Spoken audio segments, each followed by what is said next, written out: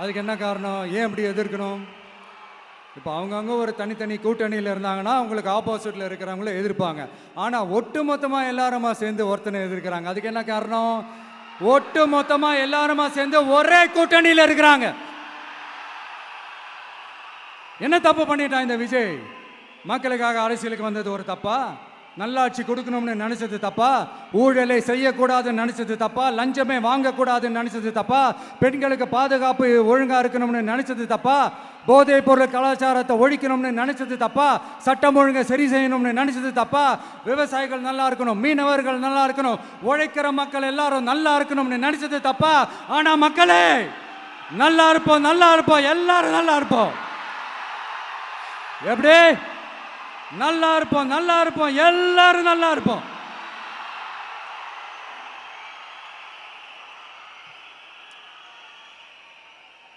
இந்த நேரத்தில் ஒவ்வொரு வீட்டில் இருக்கிற என்னுடைய குட்டி நண்பா நண்பீஸுக்கு ஒரு ரிக்வெஸ்ட். உங்களுக்கு ஏதாவது ஒரு சாக்லேட்டோ இல்லை ஏதாவது ஒரு கிண்டர் ஜாய் வேணும் அப்படின்னா அழுது அடம் பிடிச்சி சக்ஸஸ் பண்ணிடுறீங்கல்ல, அது மாதிரி உங்களுக்கு ஏதாவது ஒரு ட்ரெஸ் வேணும்னா அழுது அடம் பிடிச்சி சக்ஸஸ் பண்ணிடுறீங்களே, அந்த மாதிரி உங்களுக்கு பிடிச்ச இந்த விஜய் மாமாவுக்காக,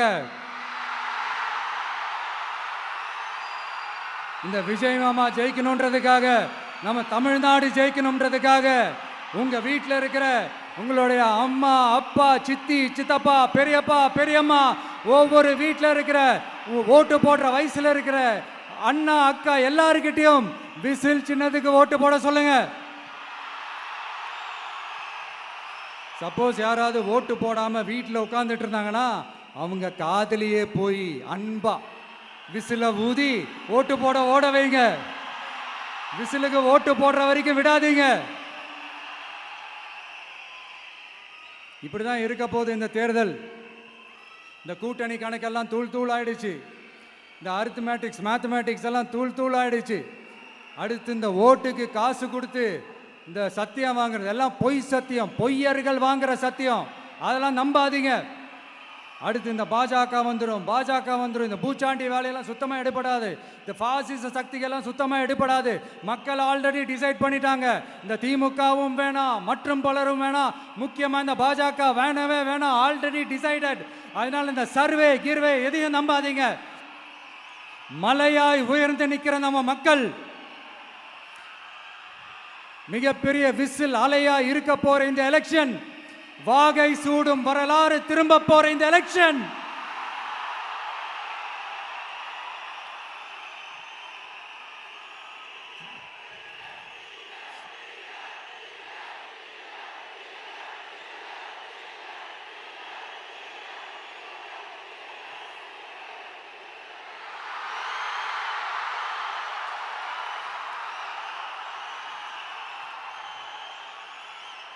அதனால சார், ஸ்டாலின் சார், இந்த தேர்தலுக்கு அப்புறம் நீங்க தோத்ததுக்கு அப்புறம் எப்படிலாம் ஃபீல் பண்ண போறீங்கன்னு கொஞ்சம் சொல்லவா? ஏன்டா இந்த விஜய பாடா படுத்தணும், ஏன்டா இந்த விஜயை வேதனைப்படுத்தணும், ஏன்டா இந்த விஜய்க்கு எதிராக சதி செஞ்சோம், ஏன்டா இந்த விஜய்க்கு எதிராக சூழ்ச்சி செஞ்சோம் நினைச்சு நினைச்சு நினைச்சு ஃபீல் பண்ண போறீங்க. மக்களே உங்களை ஃபீல் பண்ண வைக்க போறாங்க. நான் என்ன கெடுதல் செஞ்சுட்டேன் உங்களுக்கு? நீங்க சாப்பிட்ற சாப்பாட்டில் ஏதாவது மண்ணைக்கிட்ட அள்ளி போட்டனா? உங்களுடைய ஆட்சியினுடைய லட்சணத்தை, உங்களுடைய ஊழலை, நீங்களும் மந்திரிகளும் அடிக்கிற கொள்ளைய மக்களுக்கு எடுத்து சொன்னேன். இதை சொல்லாம வேற என்னத்தை சொல்லுவாங்க?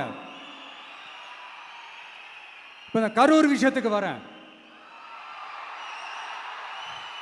கரூர்ல என்ன நடந்ததுன்னு அந்த கரூர் மக்களை கேட்டாலே புட்டு புட்டு புட்டு வைப்பாங்க. ஏன் மேல பழியை தூக்கி போடுறீங்க? என்னமோ நாங்கள் அரசியலே பண்ண மாட்டோம், இந்த விஷயத்துலலாம் நாங்கள் அரசியலே பண்ண மாட்டோம் வீடியோ போட்டுவிட்டு போய் சட்டசபையில் உட்காந்துக்கிட்டு ஏன் மேலே பழியை தூக்கி போடுறீங்க? லேட்டாக வந்துட்டாருன்னு போலீஸ் கொடுத்த டைம்ல நாங்க இருந்தேன். நாமக்கல்ல இருந்து கரூர் வர வழியில இருந்த மக்கள் எல்லாரையும் நான் என்ன அம்போன்னு விட்டுட்டு வர சொல்றீங்களா? நாமக்கல்ல இருந்து கரூருக்கு நான் எப்படி வந்தேன், எவ்வளவு நேரத்தில் வந்தேன், உலகமே லைவ்ல பார்த்துக்கிட்டு இருந்தது. வாய் கூசாம ஏன் மேல பழி தூக்கி போடுறீங்க? ஒரு மனசாட்சின்றது வேணாம். சரி, நீங்க தான் எதுவுமே பண்ணல சார். அப்புறம் ஏன் சார் 20 வருஷமா கரூர்ல மட்டுமே, கரூர் பகுதியில் மட்டுமே போட்டி போட்ட உங்களுடைய ஒரு அடிமைய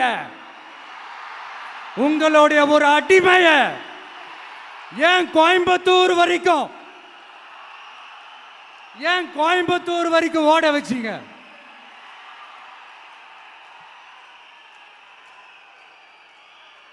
அதனால மக்களே, அத்தனை வழிகளையும் தாங்கிக்கிட்டு உங்களுக்காக நீதி கேட்க வந்த இந்த விஜய், இப்போ நான் உங்ககிட்ட நீதி கேட்கிறேன். நீங்க தயவு செஞ்சு எனக்கு நீதி வழங்கணும். எப்படி வழங்கணும்?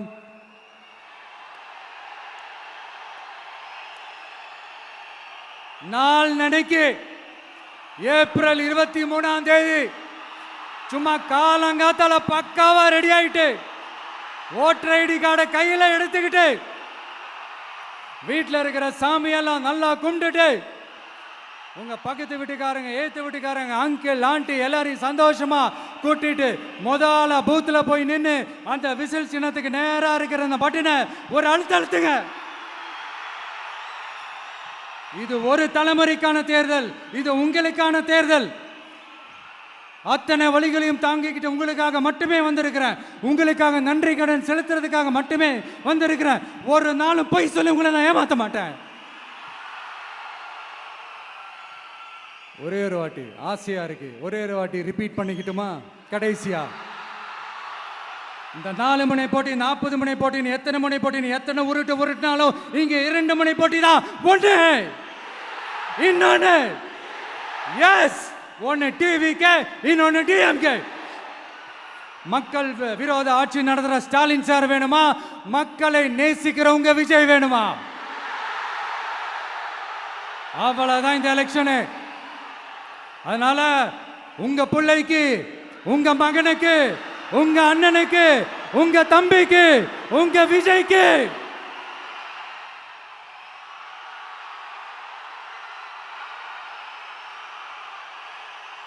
ஒரே ஒரு வாய்ப்பு கொடுங்க.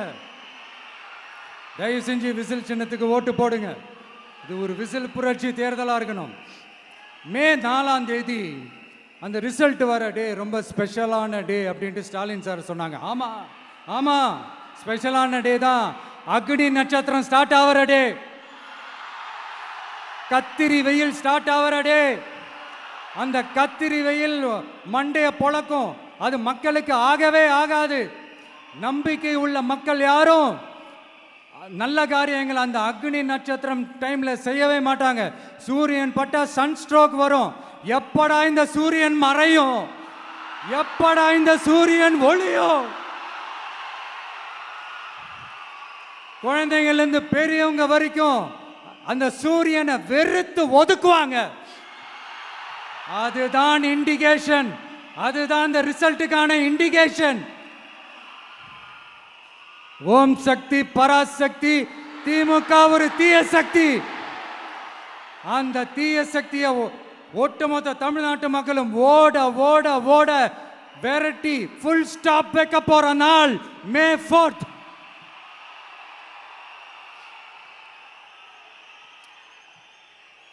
நம்ம ஆட்சிக்கு வந்த அடுத்த நிமிஷம் என்ன செய்ய போறேன்னு சொல்றேன்.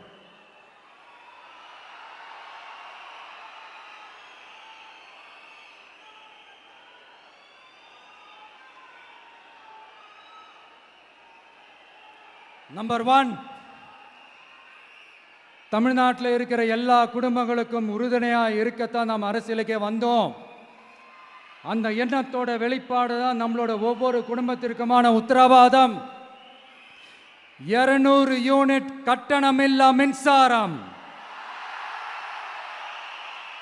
நம்பர் 2, என்னோட பாட்டி, அம்மா, அக்கா, தங்கச்சிங்க எல்லாரும் தமிழ்நாட்டில் எல்லா இடத்துக்கும் அனைத்து அரசு பேருந்துகளிலும் கட்டணம் இல்லாமலே போகலாம். நம்பர் 3, சட்டம் ஒழுங்கு சரியா ரொம்ப ஸ்ட்ரிக்டா நிலைநாட்டியே தீருவோம். அதோட வெளிப்பாடா பெண்கள் பாதுகாப்புக்கான மிக கடுமையான சிறப்பு சட்டம் கொண்டு வரப்படும். அது மட்டும் இல்ல, நம்ம இளைஞர்களோட பாதுகாப்புக்காக போதைப் பொருள் தடுப்பு மற்றும் ஒழிப்புக்கான சிறப்பு சட்டம் கொண்டு வரப்படும். And I will visit one district headquarters, that is the collector's office of Tamil Nadu, to meet the public of that particular district and receive their petitions. இதை நான் ரெகுலரா பண்ணுவேன். இதெல்லாம் செய்வோம். இதோட நாம சொன்னதெல்லாம் கொஞ்சம் கொஞ்சமா நம்ம ஆட்சிக்கு வந்ததுக்கு அப்புறம் செஞ்சு காட்டுவோம். சொல்லாததையும் செய்வோம், அது வேற விஷயம். ஆனா இப்போ நம்மளால செய்ய முடிஞ்சதை மட்டும் இப்போதைக்கு நான் சொல்லியிருக்கிறேன். மக்களே, நாளைக்கு ஏப்ரல் 23 அன்னைக்கு ஒரு நாள் மட்டும் இந்த விஜய் சொல்றத கேளுங்க. கேட்டுட்டு தயவு செஞ்சு விசில் சின்னத்துக்கு ஓட்டு போடுங்க. அடுத்து வர 5 வருஷம், அது என்ன 5 வருஷம், அடுத்து வர எல்லா வருஷமும் நீங்க சொல்றத நான் கேட்கிறேன்.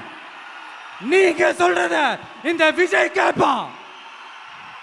கான்ஃபிடென்ட்டா இருங்க, நல்லதே நடக்கும். வெற்றி நிச்சயம், வெற்றி நிச்சயம், வெற்றி நிச்சயம்.